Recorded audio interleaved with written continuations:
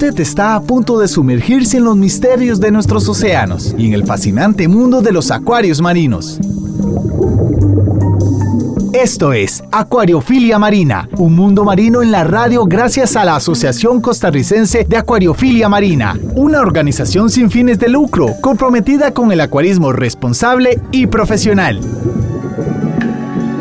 Muy buenos días, amiga y amigo. Está usted en sintonía de Radio Monumental, la radio de Costa Rica. Como todos los sábados, un gran placer que nos estén acompañando en este programa de la Asociación Costarricense de Acuariofilia Marina, deseando que este sábado sea sumamente aprovechado por ustedes y dar esos mantenimientos de rutina que hacemos. No se les olvide medir el fosfato, los nitratos, todos estos nutrientes que nos causan a veces dolores de cabeza con las algas indeseables. Y también quiero darle los buenos días al coproductor de Acuariofilia Marina, don Ricardo Calvo, presidente también de la Asociación Costarricense de Acuariofilia. Buenos días, Ricardo. Hola, ¿qué tal, don Hernán? ¿Qué tal, amigos que nos escuchan a través de las ondas radiales de Radio Monumental? Esta es la radio de Costa Rica, los 93.5 de la frecuencia modulada, y esto es Acuariofilia Marina, un programa de la Asociación Costarricense de Acuaristas Marinos que busca, entre otras cosas, concientizar a nuestra audiencia sobre los esfuerzos que se hacen de rescate de recursos naturales, con mucho énfasis en recursos marinos, así como también difundir y poder compartir buenas prácticas del acuarismo para tener un acuarismo más responsable cada vez. Bien acompañados en el Control Master Monumental por Javier Castillo. Hoy queremos iniciar nuestro programa recordándoles que usted tiene diferentes formas de interacción con nosotros. Puede seguirnos a través de nuestra página de Facebook, nos puede encontrar como ASOCAMCR.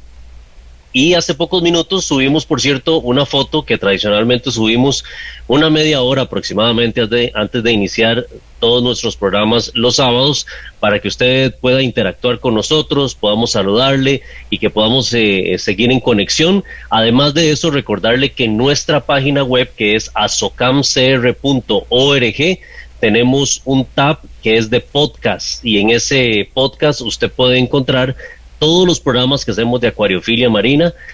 Comúnmente los subimos ahí más o menos una semana después de ejecutar el programa, y también en nuestro canal de YouTube. Así que pues invitarlos para que sigan en sintonía de nosotros en este programa muy especial que tenemos. Don Hernán, hay programas de programas y programas especiales como este. Hoy tenemos invitados internacionales, como en algunas ocasiones lo tenemos en este programa, y nos honra muchísimo tener invitados directamente desde España. Así que le voy a dar el honor a usted, don Hernán, para que usted los presente. Claro, Ricardo, siempre es un gusto tener muy buenos amigos de la acuariofilia, y esto es lo hermoso de ese pasatiempo. Tenemos amigos en todas partes, y la lengua española pues nos une en este compartir de afición. Hoy recibiendo a Ángel, a Cuco, y también hay una persona adicional a este equipo de españoles, que ya les vamos a contar también el proyecto que se traen entre manos, que se llama Alberto, que de momento no ha podido acompañarnos, pero valga la referencia porque es un trabajo interesantísimo. Ellos van a estar, o más bien acaban de presentar este viernes pasado, una revista en español sobre acuariofilia marina, y esto es algo importantísimo porque realmente podemos encontrar revistas muy serias, muy profesionales, que ven temas a profundidad, normalmente en el idioma en inglés, pero a nivel de Latinoamérica, España, pues hemos carecido de una revista que nos acompañe en este pasatiempo, también abordando los temas a profundidad. Para aquellos que quieran darle seguimiento a esta revista, por supuesto, sumamente invitados, ya la miramos y está súper interesante. Se llama Home Reef Magazine, y ahorita Ángel o Cuco nos hablarán un poquito de esto. Pero recuerden que el sábado pasado estuvimos hablando sobre la introducción a los acuarios marinos, y por eso hemos invitado hoy, a modo de segunda parte, a Ángel y a Cuco, a quienes les damos la bienvenida para terminar de desarrollar este tema de la acuariofilia marina. Ángel, Cuco, bienvenidos a Acuariofilia Marina, y les pediría también que se presenten y que nos regalen un poquito de antecedentes de quiénes están detrás de este proyecto de Home Reef Magazine. Bueno, venga, pues si queréis empiezo yo. Lo primero, agradeceros, encantado de estar nos consideramos ya, pues nos conocemos ya desde hace algún tiempo y encantados de acompañaros y de charlar un poquito de lo que más nos gusta, ¿no? Bueno, yo soy un aficionado de muchos años, empecé en los años 90 y hace un par de años pues decidí recopilar en un libro pues toda mi experiencia, conocimiento y aportar, coincidiendo con lo que dices, Hernán, de que en lengua española es muy, muy complicado encontrar información de calidad y no hay libros que aborden en profundidad este tema. Y bueno, pues publiqué un libro, está disponible en Amazon.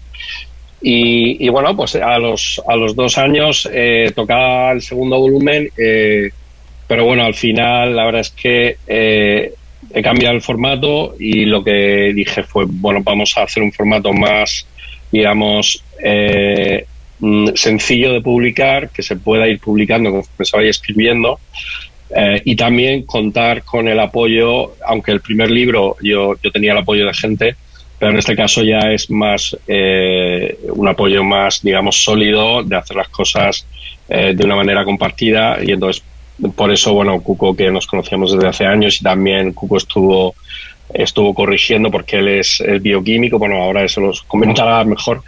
Él tiene un gran conocimiento de formación y también es aficionado muchos años, y entonces, bueno, al final nos juntamos él, yo y Alberto, que es informático y también es aficionado, y bueno, y el objetivo es eso, lo que comentas, aportar valor en el mercado de habla hispana, dar información que sea de calidad y buscar ese punto, ese balance entre no llegar al extremo de profundizar tanto que podamos aburrir o añadir una complejidad innecesaria, pero también sabemos que hay muchos aficionados que necesitan ese nivel de profundidad y que es necesario también para...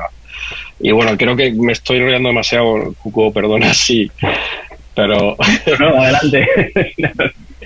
Pero bueno, ese es un poco, no sé si Cuco puedes comentarnos, ¿no? Un poco tu perfil o el background, ¿no? Bueno, lo primero, no sé. Saludaros a Hernán y a Ricardo y daros las gracias por invitarnos al programa.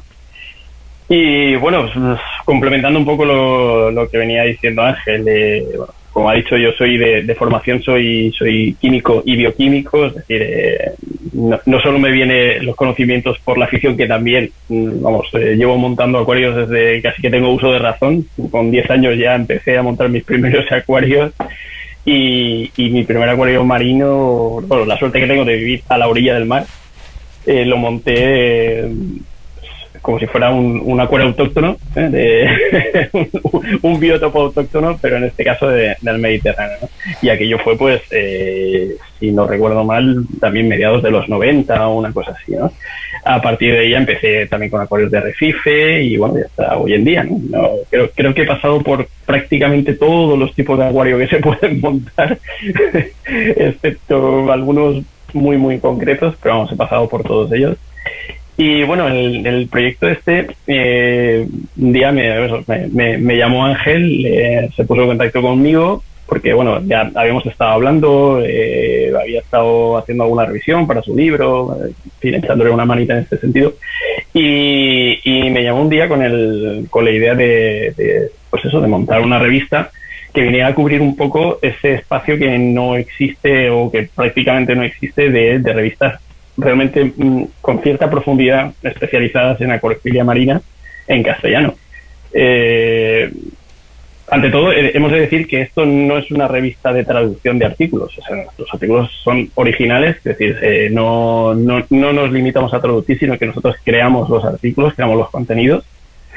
Y creo que además venimos a cubrir un aspecto bastante amplio, porque aparte de lo que es los artículos propiamente dichos, que sí que tienen una cierta profundidad y sí que se meten en aspectos más técnicos o digamos de conocimiento más profundo, tenemos también en paralelo un curso de acuariofilia que va a empezar desde cero. Es decir, para que alguien que no haya montado prácticamente ni siquiera un acuario de adulto en su vida pueda empezar en esta afición y pueda conseguir un acuario de arrecife con éxito, sin tener ningún conocimiento, ¿no? Entonces la idea es abarcar, por un lado, la parte más técnica y por otro lado la parte más básica, de manera que todo el mundo pueda participar de la revista, todo el mundo pueda sacar conocimientos de la revista y sea una cosa que en el fondo, bueno, sea práctica, no solamente de aumentar nuestros conocimientos, nuestra cultura en el mundo de la acuariofilia en todos sus aspectos, sino también desde el punto de vista práctico. Bueno, excelente, y nuestros mejores deseos con este proyecto, Ángel y Cuco, y hágalo un extensivo también, Alberto. Y les decía que nosotros el sábado pasado estuvimos conversando en Acuariofilia Marina sobre temas introductorios al pasatiempo, y viendo el primer ejemplar que han liberado ustedes el día de ayer, me abordan 3 temas de mucho interés que son del día a día de quienes empiezan y quienes estamos ya de rato en nuestro pasatiempo, que tiene que ver con los equipos. Hablemos de la iluminación del acuario y por supuesto esa calidad del agua. Les planteo estos 3 temas para comenzar el desarrollo del programa de hoy. ¿Cuáles consideran ustedes serían los equipos fundamentales que debería tener presente todo acuarista que quiera tener un acuario con calidad de vida para sus organismos? Porque por tener equipos podemos tener equipos y eso no significa calidad de vida para nuestros organismos. ¿Cuáles y qué características, señores? Pues, a ver, yo creo que hay que tener en cuenta que un equipo más caro no va a proporcionar, no hay una relación directa entre un equipo más caro o más chulo con que los animales estén mejor. Eso yo creo que a estas alturas hay que tenerlo claro. Lo que hay que saber es cómo utilizar el equipo o cómo seleccionarlo de manera conveniente. Precisamente el primer capítulo introductorio del curso habla precisamente de que el nuevo aficionado que empieza tiene que simplificar lo máximo posible y no tiene que ir al ajuste fino desde el principio. Entonces tiene que ir a los factores 80-20, o sea, aplicar el 20% de su esfuerzo para lograr el 80% del beneficio durante los primeros meses. ¿Cuáles son los factores 20 que producen el 80? Pues, como dices bien, Hernán, una correcta iluminación, correcto movimiento de agua y el mantenimiento sobre todo la química del agua, ¿no? Entonces, nosotros lo que proponemos es que el aficionado se centre en esos factores, digamos, más agradecidos, por decirlo de alguna manera, y que deje en un segundo lugar ese ajuste fino posterior, que es más complejo y es menos agradecido. Por ejemplo, voy a poner un ejemplo. El nuevo aficionado a veces lo vemos, lo de perseguir números, chasing numbers, ¿no? Que se escucha mucho en los foros internacionales, ¿no? No, es que tengo el pH lo tengo el máximo a 8,1, no lo tengo a 8,3 y el aficionado se tira un mes o 2 meses intentando probar 1000 historias de maneras diferentes para ganar 2 décimas de pH, cuando a lo mejor no entiende lo que es muy bien la nitrificación y la desnitrificación o cómo se van sucediendo las comunidades los ácidos de algas en el acuarios. Claro, entonces yo creo que es eso, nuestra filosofía es esa, ¿no? Vamos a centrarnos en lo importante, simplificar lo máximo posible y poco a poco ir construyendo una caja de experiencias que el aficionado probablemente, o sea, será capaz de tomar una mayor autonomía conforme avance el tiempo, ¿no? Eso es un poco, creo yo, más que, y claro, eso incluye cómo escoger los equipos y cómo instalarlos, ¿vale? Más que lo que es lo más simple, que es una visión simplista, es me compro lo más caro, lo último super fancy way y ya lo tengo todo hecho, con lo cual eso sabemos que no tiene ningún sentido. Vamos, eso yo es un poco lo que mi visión, ¿vale? Sobre. Sí, yo iría un pasito más allá, es decir, ahí, igual que muchos otros aspectos de la vida y del trabajo, es fundamental la planificación y tener claro dónde quieres llegar. Es decir, saber que quieres un acuario, pues fundamentalmente preparado para corales duros, fundamentalmente preparado para peces, quieres un acuario, un arrecife mixto, es decir, la planificación, primero en cuanto al tipo de acuario que quieres tener. Después, en función de eso, de tus posibilidades de espacio. Porque muchas veces, claro, yo quiero un acuario de 3.000 litros, pero no tengo un espacio adecuado para poner un acuario de 3.000 litros. Entonces, voy mal si me pretendo ir más allá de lo que puedo mantener o de lo que, digamos, puedo montar. Después, otro aspecto que además tratamos también en el curso, por ejemplo, es la ubicación del acuario. Es un aspecto fundamental. Es decir, hay que saber dónde colocar el acuario, cuál es el lugar adecuado para colocar un acuario. No es lo mismo tenerlo debajo de una ventana que esté orientada al sur que tenerlo en un garaje, en un sótano. Es decir, esos primeros pasos, yo creo que son prácticamente los determinantes de cómo va a conseguirse el éxito en el acuario, ¿no? Luego, a partir de ahí, pues, como decía Ángel, o sea, escoger unos equipos adecuados que no tienen precisamente por qué ser ni los más caros ni los más bonitos, sino los que se adaptan al proyecto que tú vas a tener en marcha. Y luego manejar los conceptos básicos. Cuando manejas los conceptos básicos, no te enredas. Es decir, no andas dándole vueltas a cosas que no tienen importancia, y sobre todo no andas tocando cosas que no tienes que tocar, que al final es lo que más perjudica siempre a un acuario, ¿no? Y como bien decía Ángel, no hay que obsesionarse tampoco con los parámetros. La gente, yo creo que el porcentaje de tiempo que gasta en realizar análisis que son, no sé cómo decir, inútiles, ¿no? Es decir, que de los que no se saca una información útil, no quiero decir inútil en el sentido de peyorativo, ¿no? Sino que de los que no se saca una información de las que se pueda aprovechar, es increíble. Y bueno, sobre todo, ya no solo el tiempo dedicado, sino el esfuerzo, el estrés que supone cuando estamos, vamos a ver, por favor, es una afición, es para pasarlo bien, no para estresarnos con ellas. Que esa es otra, o sea, quiero decir, hay aficionados que llevan a un nivel de estrés con estas cosas y dices, hombre, no merece la pena. O sea, el acuario tiene que ser para disfrutarlo, lo primero, ante todo, de manera que si va a suponer una fuente de agobios, de estrés, de insatisfacción, debes replantearte la afición, debes replantear cómo tienes tu sistema y cómo estás manteniendo tu sistema, ¿no? Entonces, creo que a partir de esas premisas, de esas 4 o 5 premisas básicas, uno puede llegar a tener un acuario con muchísimo éxito y disfrutar muchísimo de él. Luego ya te puedes meter en detalle, en profundidad, en lo que tú quieras, ¿no? Pero que un aficionado acabe de montar el acuario, no haya tenido una experiencia previa y se meta a mandar análisis de ICP de sus muestras de agua, quiero decir, bien, eres libre de gastar tu dinero lo que quieras, pero esa información, ese esfuerzo te va a llevar a algún resultado útil.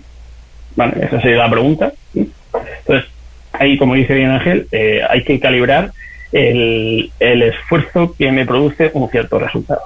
Y ahí es donde entra esa planificación y es donde entra el elegir los equipos adecuados y el calibrar los tamaños y los precios de los equipos, por supuesto. Sí, yo rescato muchísimo dos aspectos que dijeron.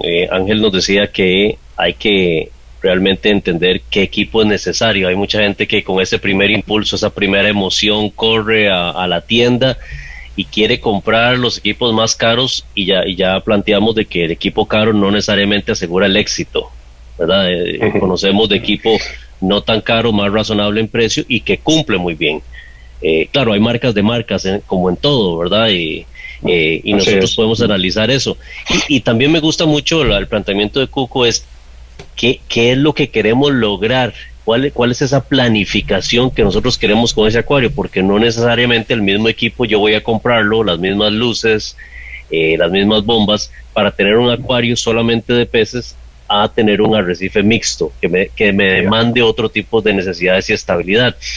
Y yo quisiera poner un tercer aspecto ahí, don Hernán y amigos que nos escuchan, y es el hacer la tarea. Y cuando digo hacer la tarea, quiere decir investiguemos un poquito a qué nos estamos metiendo, porque al investigar un poquito, es más fácil que nosotros vayamos más educadamente a esa tienda a adquirir los equipos correctos, y que no sea más bien el vendedor de la tienda el que nos ofrezca un paquete que necesariamente no se adapta a las necesidades que nos tenemos, o vamos a terminar con equipo que nunca utilizamos o con equipo extra ahí sentado, sino que también nos va a permitir ser más responsables desde el punto de vista de acuarismo, porque sabemos que esos primeros meses, a lo mejor esos primeros años como acuaristas, vamos a llevar una curva de aprendizaje, y en esa curva de aprendizaje lamentablemente a veces cobramos vidas de seres vivos porque no sabemos cómo mantener o darle calidad de vida a los peces, sin querer llegar al extremo, como decías, Ángel, de perseguir un parámetro por perseguirlo,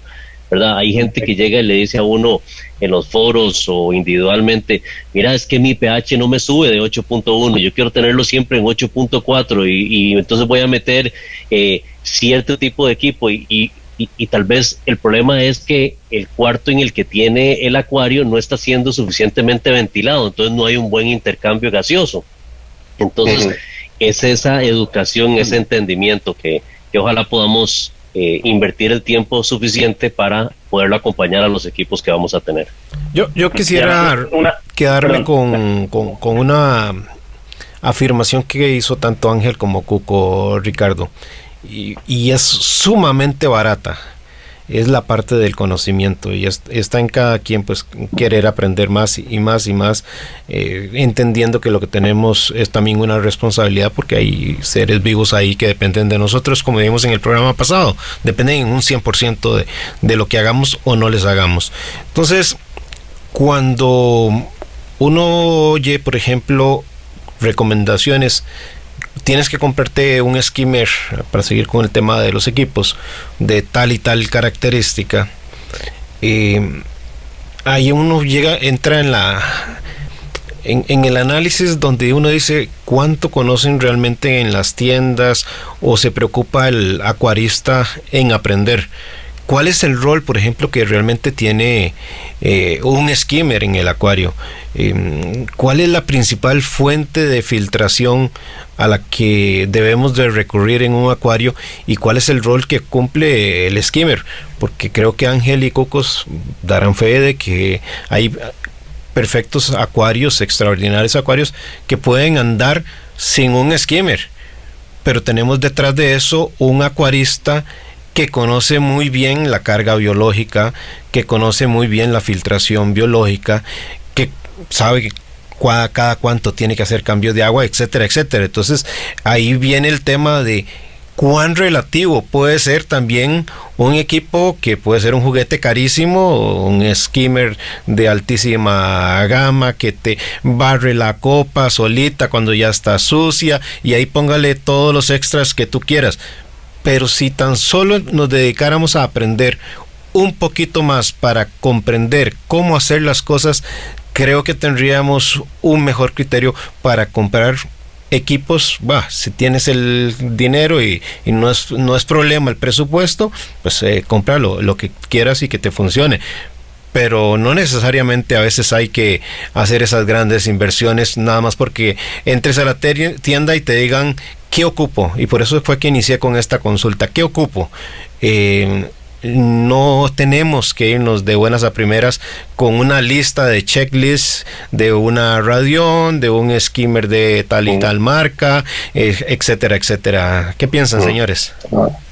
Así es. De hecho, en este primer número sale el acuario de Paco Arrabal, que es un acuario de 2.500 litros, que es alucinante, y invito a la gente porque merece la pena, y es de una simplicidad al mantenimiento. Él no utiliza skimmer, ¿vale? El acuario es una pared llena de roca viva con corales. El acuario creo que eran 2 metros, si no recuerdo mal, 2 metros y medio, no me acuerdo de las medidas, pero son 2.500 litros, y lo que tiene es una estructura como en forma de bandejas, donde van apiladas las rocas con los corales, y todo eso está hueco por detrás, ¿vale? Entonces hay una circulación muy buena de agua, y lo que hace el aficionado es que todos los detritos que se van acumulando, deja que se asienten, que se posen en debajo de la estructura, y en el zoom no utiliza ningún tipo de filtración mecánica, absolutamente nada. Él lo sifona una vez al mes,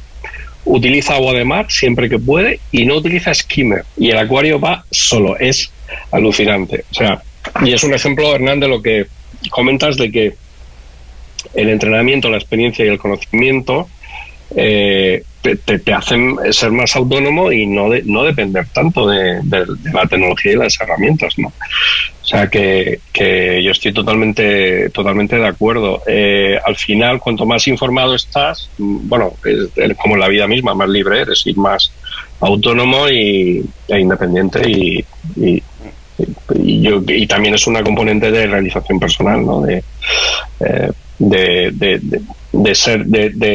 contestar tú a tus propias, o sea, darte las propias respuestas a tus propias preguntas, no estar continuamente sometido a una opinión, a otra opinión, sino forjarte tu propio criterio, que evidentemente te puedes equivocar, por supuesto, porque esto es muy complejo y somos humanos, ¿no? Pero es el camino, vamos, desde mi punto de vista, es el camino para tener éxito y para vivir, digamos, o sentir que tienes el control, ¿no? del sistema, porque sí es cierto que, y todos los oficiales lo hemos experimentado, creo, hay veces que dices, joder, es que el acuario me controla a mí, no, en lugar de ser yo el que y no tiene que ser al revés, porque como decía Cuco antes, tiene que ser satisfactorio y tiene que ser una actividad que sea agradable. Si uno se convierte en esclavo de su acuario durante varios meses seguidos, pues probablemente llegue un momento en que diga esto no tiene ningún sentido y entonces no hay que llegar a esa situación. ¿Qué les parece si vamos al corte comercial y regresamos con Cuco con un tema adicional a esto de lo que es la acuariofilia marina? Nos separamos unos instantes de Radio Monumental y estamos de regreso. Exploremos juntos las fascinantes formas de vida que habitan nuestros mares y acuarios marinos. Acuariofilia Marina está de vuelta. Muchísimas gracias por estar en compañía de Radio Monumental, la radio de Costa Rica. Esto es Acuariofilia Marina y hoy estamos conversando con dos amigos de la casa, con Ángel y con Cuco, que están en España, que nos reciben hasta allá, un lugar precioso, por supuesto, ese hermano país, del cual también, por cierto, podríamos hablar en algún programa sobre este tipo de situaciones, la influencia que da Europa hacia el acuarismo mundial. Muchas veces vemos solamente a los Estados Unidos porque es lo que tenemos más cerca como un referente, pero sabemos lo que hace Alemania en términos de productos en el acuarismo, lo que hace España en el acuarismo también. Aquí uno se maravilla y aquí usamos muy ampliamente los productos de Easy Reefs, ¿verdad? Que son productos españoles muy bien elaborados. Nos maravillamos viendo a Sea Dreams a través de Facebook con esas creaciones tan preciosas, así que ojalá podamos dedicar algún programa para compartir un poquito las diferentes influencias de los continentes hacia el acuarismo mundial. Cuco, quisiera retomar un tema de lo que estábamos hablando anteriormente y es la responsabilidad que tiene un hobby como este.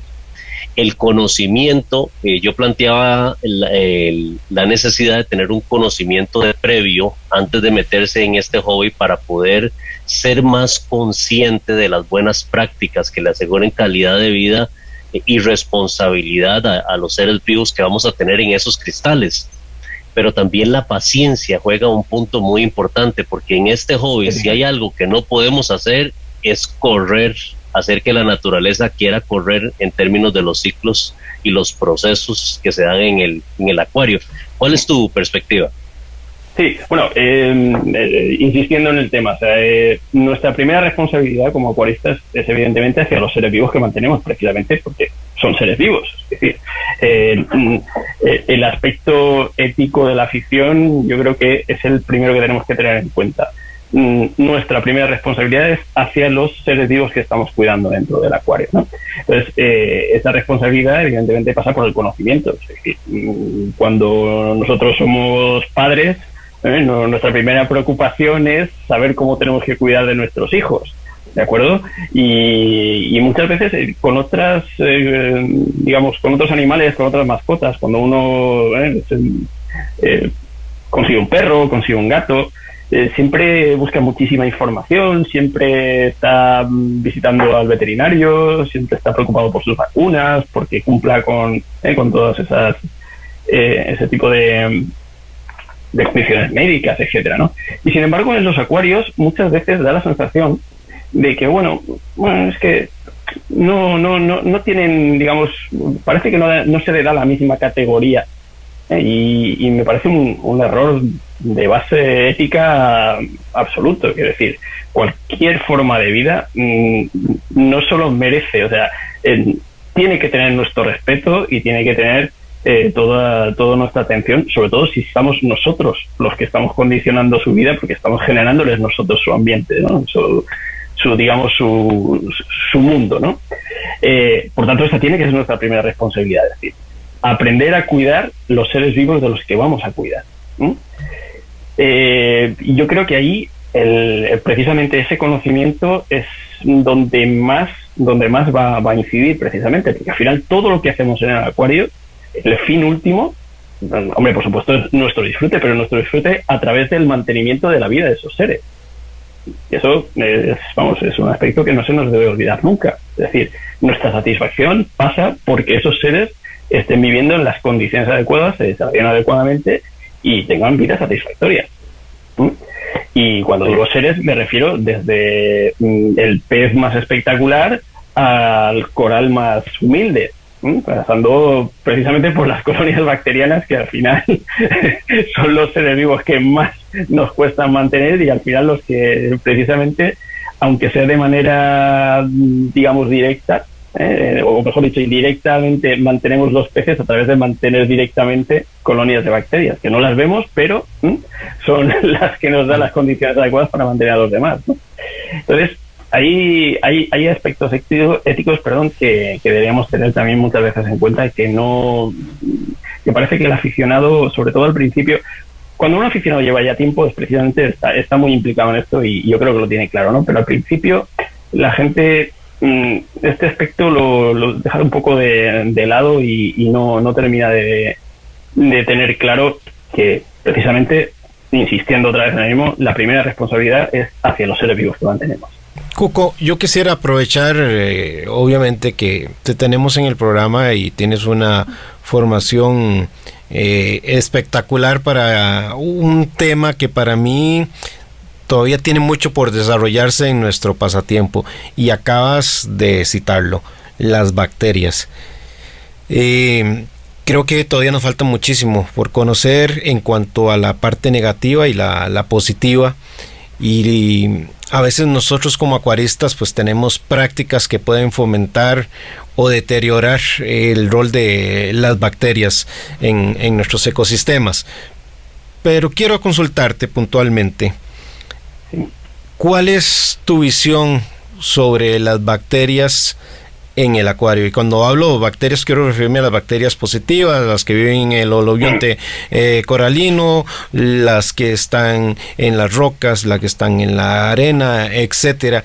Y si deberíamos de tener también el cuidado de tener un adecuado balance iónico en nuestras aguas para que estas bacterias también hagan uso de esos elementos menores que también son fundamentales para su actividad biológica y molecular.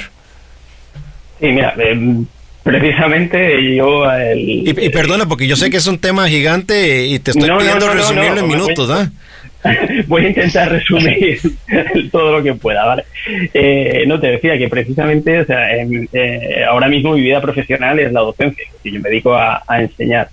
Pero antes de esto yo me he dedicado al mundo de la depuración de aguas residuales. Y mucha de mi visión de los acuarios viene precisamente de mi experiencia laboral en la depuración de aguas residuales. Es decir, yo veo antes el mundo microscópico casi que el macroscópico cuando miro hacia un acuario, ¿no?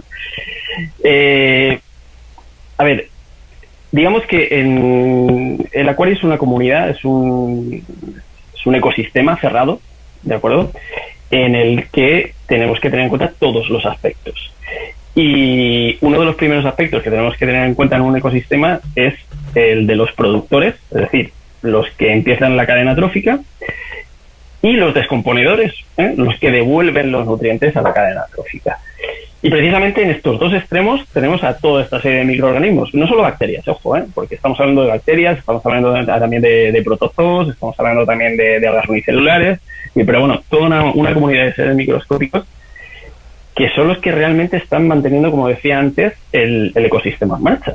Porque nosotros somos los que estamos introduciendo la energía, estamos introduciéndola en forma de energía luminosa a través de la iluminación del acuario, estamos introduciendo las fuentes de carbono, pero estamos introduciendo también energía química en forma de esas fuentes de carbono, pero sin esa comunidad de microorganismos el acuario no funciona. Es imposible que funcione. O sea, y vamos, como decía, no funciona ni desde el principio ni al final, porque bueno, al final, principio y final tampoco tiene mucho sentido hablar de principio y final porque todos estos procesos son cíclicos, ¿no? Nosotros hablamos siempre de los ciclos biogeoquímicos en los que está implicado los factores químicos relacionados con los factores geológicos, bueno, que en este caso en el acuario pues son muy limitados, ¿no? Y por supuesto los factores biológicos, pero es que no se puede entender todo el conjunto sin ninguno de esas partes, y una de las partes fundamentales dentro del acuario es, por supuesto, la microbiota, y estamos hablando además de que, por ejemplo, nuestros corales favoritos, la mayoría de nuestros corales favoritos tienen unos simbiontes que son precisamente microorganismos, que son precisamente fotosintéticos. Es decir, hay toda una serie de relaciones entre la microbiota del acuario y los seres que nosotros pretendemos mantener dentro del acuario que no podemos obviar de ninguna de las maneras, todo lo contrario. Es decir, a lo que más debemos prestar atención precisamente es a eso que además nos da pocas señales, ¿vale? Porque cuando nosotros vemos un pez enfermo es porque pues vemos que tiene un comportamiento diferente, o porque tiene manchas en la piel, o tiene las aletas deshilachadas, en fin, hay unos síntomas evidentes, ¿no? Cuando vemos que un coral empieza a perder tejido, cuando empieza a clarear, nos está dando señales de que algo va mal. Pero bacterias, protozoos, nosotros no los vemos, no podemos saber qué está pasando de una manera inmediata, y no, vamos, nadie tiene un microscopio con la suficiente potencia de resolución como para ir investigando día a día cómo está funcionando su colonia bacteriana, ¿no? Y aparte que, aunque lo tuviera, tampoco es una cuestión sencilla, ni muchísimo menos, ¿no? Entonces, el mantenimiento de esa colonia de microorganismos, como decías tú, pasa precisamente por controlar lo que sí que podemos, que es precisamente ese balance de iones, ese balance de sustancias orgánicas,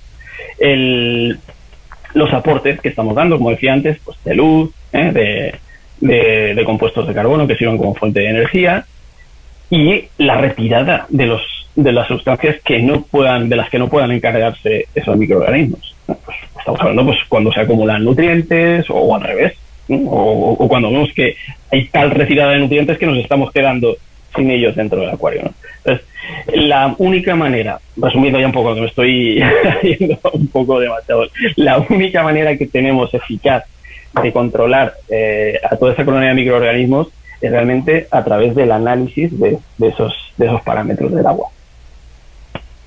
Sí, no sé si te ha aclarado la cuestión o la he liado. Está muy bien, Hugo. Yo estoy totalmente de acuerdo. No, lo has explicado muy bien y vamos, yo estoy totalmente de acuerdo. Sí. Y es muy muy interesante, señores, vean que interesante, porque ahora hablábamos acerca de qué debe hacer una persona para seleccionar sus equipos correctos.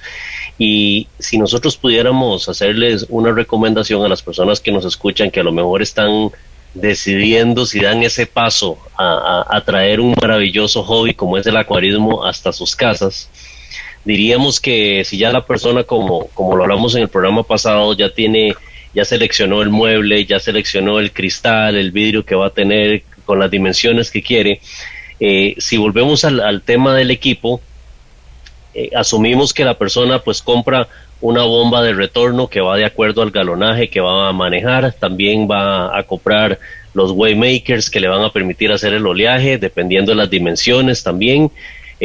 Obviamente no nos vamos a preocupar en este momento si tiene suficientes waymakers por si va a tener zonas muertas de flujo de agua.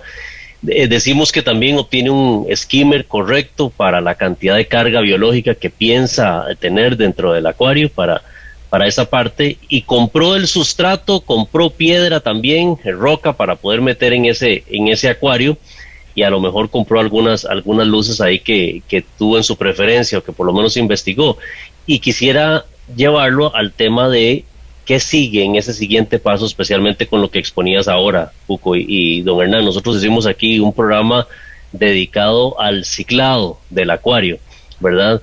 Y mi gran pregunta es, ¿cómo podemos hacer esos pasos para que nos aseguremos que la base del ciclado, que es una base fundamental en el acuarismo de inicio, y esa colonia bacteriana estén listos para el primer momento en que nosotros consideremos a meter un ser vivo, no un microelemento, sino un pez más grande, ¿verdad? O un pez, o un invertebrado, o un coral? ¿Cuáles son esos pasos que ustedes recomiendan? Ya llegué a mi casa con todo ese equipo, con todo ese acuario. ¿Qué hacemos? ¿Cómo ponemos ese rompecabezas junto? No hay una manera de hacerlo, solo primero. O sea, quiero decir, hay muchos métodos y todos son válidos, ¿eh? O sea, quiero decir, no es que haya un método correcto y los demás no sirvan. Hay muchas maneras de hacerlo. Lo que sí que es común a todos ellos es que al principio hay que ser bastante cuidadoso con las mediciones que se hacen, en las condiciones que se hacen, ¿de acuerdo? Diría que lo primero, antes que nada, sería aprender a hacer las mediciones correctamente, porque ese es un tema con el que me he ido encontrando, vamos, a lo largo de toda mi vida de acuariófilo, ¿no? La gente, también un poco por la deformación profesional, ¿no? Y decir, hombre, un químico ve a alguien hacer un análisis de forma incorrecta, pues vamos, se tira de los pelos, ¿no? Pero quiero decir, no, me parece muy importante, ¿eh? Porque una mala ejecución de un test te puede llevar a una medida errónea, y esa medida errónea te puede llevar a seguir el camino equivocado. Entonces, creo que sería muy interesante que la gente aprendiera a hacer los test correctamente y después, por supuesto, interpretar los datos, ¿no? O sea, que un valor per se no sirve de nada. El valor hay que saber interpretarlo.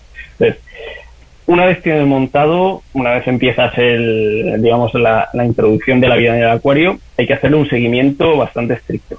Al principio, ¿eh? O sea, es decir, eso que decíamos antes de, bueno, no hay que obsesionarse con las medidas. No hay que obsesionarse, pero al principio hay que ser bastante estricto con las medidas que se hacen. Y hay ciertos parámetros que hay que seguir, vamos, porque son los que nos van a decir que se ha establecido esa colonia bacteriana, ¿eh? Como decía antes, no las vemos, tenemos que hacerlo a través de esos parámetros, ¿no?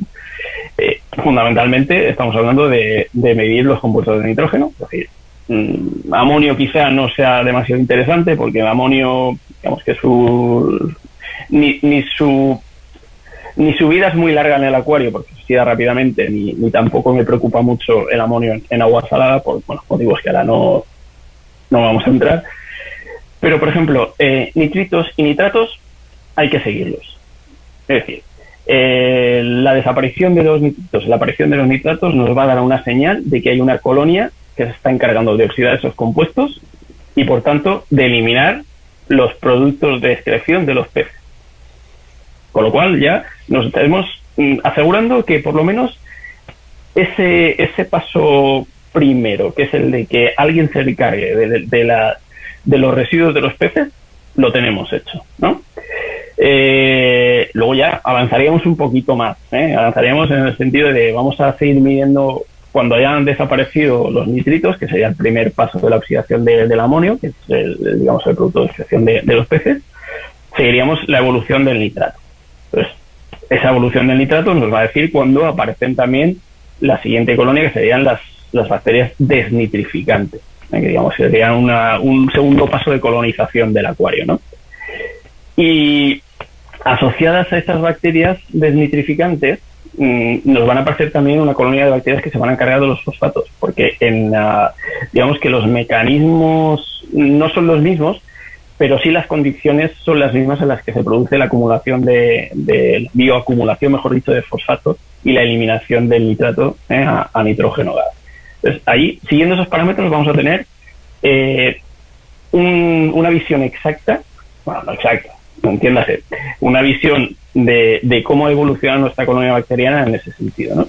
En el momento que vemos que existe una desaparición de nitratos, que se mantienen más o menos constantes los niveles de fosfatos, podemos casi afirmar con total seguridad de que tenemos un acuario que está no maduro, pero sí estabilizándose y en proceso de maduración. Entendiendo por maduración un acuario en el que ya tenemos una población estable, que no estamos introduciendo más seres vivos, que ya estamos, digamos, haciendo un mantenimiento de rutina, ¿no? Que no se trata de ir aumentando. Claro, al principio, evidentemente, ni vamos a meter todos los corales, peces, etcétera, de golpe, ni tampoco nos vamos a quedar quietos con el primero durante meses a ver qué pasa. Eso también es bastante frustrante para cualquier acuarista, el tener ahí la urna vacía y mirándola y que pasen semanas y semanas y yo quiero tener peces, yo quiero tener corales. Pues, lógicamente, para eso quieres el acuario, ¿no? Entonces, haciendo este seguimiento te va a dar una idea, o bueno, no es que te vaya a dar una idea, es que es la única manera de saber cómo está esa colonia y cuándo puedes seguir introduciendo peces o corales, o lo que sea. Ahora, ¿cómo llegas ahí? Eso es lo que te decía, hay muchísimos métodos. Hay métodos más sucios, más asépticos, ¿eh? Hay gente pues que lo clásico de meter materia orgánica a lo bestia, pues desde meter un camarón muerto y esperar que aquello se descomponga y que se establezca el ciclo, a hacerlo escrupulosamente usando pues determinadas sales de nitratos, fosfatos, con las medidas exactas, con digamos con toda la asepsia, ¿no? de un laboratorio. Y los dos métodos son válidos. Es decir, al final la consecución del éxito la vas a lograr por los dos caminos. Hay gente que prefiere unos, hay gente que prefiere otros, unos tienen unas ventajas, otros tienen otras. Al final es un poco lo que hablábamos al principio, ¿no? Se trata de que cada uno, con la información, sea capaz de llegar a un éxito a través del conocimiento que tiene, ¿no? Y no solamente, digamos, a lo bestia, haciendo pruebas y errores, dando, no sé, bandazos, ahora hago esto, ahora hago otro, sino que eliges un método, sigues ese método, haces el seguimiento analítico de ese método, sea cual sea, es perfectamente posible lograr el éxito. Ya el tiempo nos está ganando nuevamente y el programa ha sido sumamente agradable. Estamos aprendiendo montones, Ángel y Cuco. Quisiera también abordar un tema adicional. Normalmente cuando uno empieza en el acuarismo le hablan a uno mucho del calcio, de la alcalinidad, del magnesio, etcétera, etcétera. Es decir, nos enfocamos tal vez de entrada en los compuestos inorgánicos. ¿Qué tanto también debería el acuarista, cuando inicia, preocuparse por los compuestos orgánicos? Porque probablemente sus primeros contactos cuando inician el pasatiempo es introduzca vodka, Nopox, vinagres y todas esas recetas, ¿no? Porque le dicen tienes problemas de cianobacteria, entonces mete esto, tengo problemas de exceso de nitrato, mete carbono orgánico. Pero muchas veces no se le explica también al acuarista los contras, no solo los pro de la dosificación de compuestos orgánicos. Y así como alimentamos esas bacterias buenas que nos pueden reducir los nitratos, pues también estamos alimentando las malas, ¿no? Y también otros temas que se derivan. ¿Qué piensan sobre el tema del carbono orgánico sucintamente? Porque el tiempo nos gana y es un tema que también nuestros amigos oyentes podrían consultar en profundidad en la revista que entregaron el día de ayer. Sí, hay un artículo de carbono orgánico.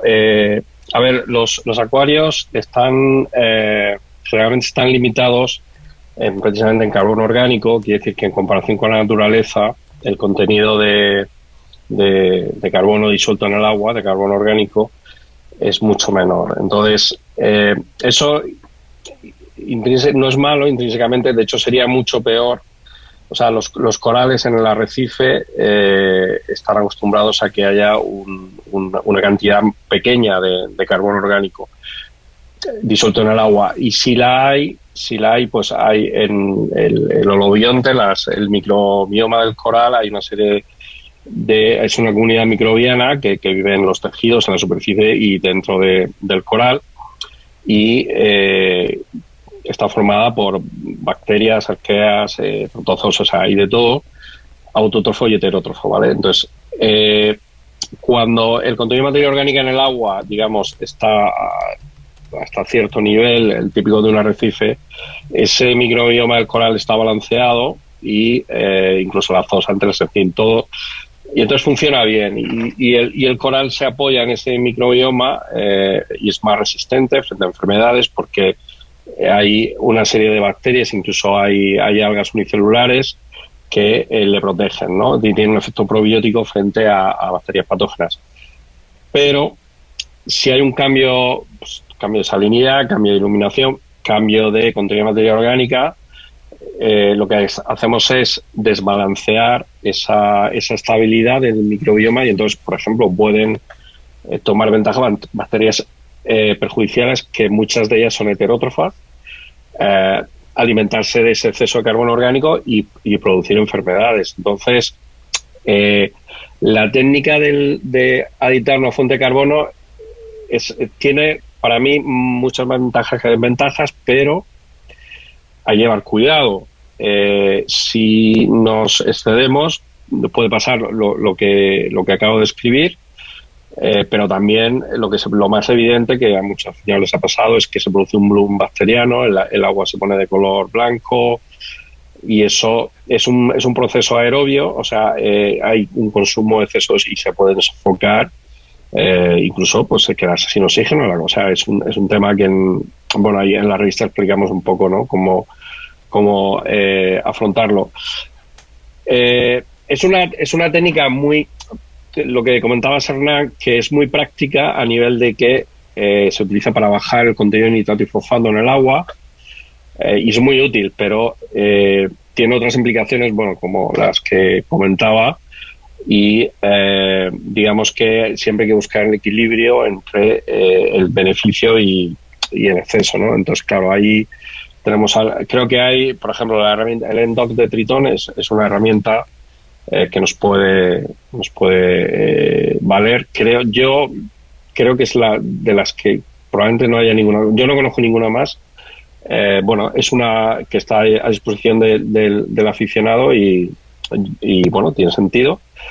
Y luego está, por supuesto, la observación y el cuidado y la experiencia, ¿no? Siempre escrupulosamente respetar las dosis, ir muy lentamente, en cuanto se nota algún síntoma de estrés o retroceder a la mitad de la dosis, esperar, ¿no? O sea, es todo lo que es aditar cosas al acuario hay que hacerlo siempre de manera escalonada y siempre atento a las señales de vuelta, ¿no? Que no es de un día para otro. Ya sabemos que por tardamos una semana.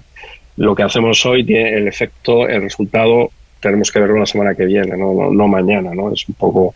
Yo nada más para hacerle la palabra a Ricardo, pues quisiera invitarlos nuevamente, Cuco y Ángel, en un programa más adelante. Creo que todavía podemos profundizar sobre el tema del carbono orgánico y tu experiencia con los dinoflagelados, y hay un tema para mí todavía riquísimo que me gustaría aprovechar la experiencia de Cuco, que tiene que ver con los aminoácidos. Entonces vamos a cursarle la invitación y nos pondremos de acuerdo para tenerlos más adelante en Acuariofilia Marina. Ricardo. Así es, muchas gracias Ángel y Cuco, que pasen una excelente tarde, noche ya allá en España, y gracias a ustedes que nos acompañaron en esta mañana de sábado en Acuariofilia Marina. A lo mejor usted nos escuchó desde su casa, desde su automóvil, su lugar de trabajo. Gracias por acompañarnos y por supuesto invitarlos para que sigan en la gratísima compañía de Radio Monumental, la radio de Costa Rica. Acuariofilia Marina, un mundo marino en la radio, gracias a la Asociación Costarricense de Acuariofilia Marina.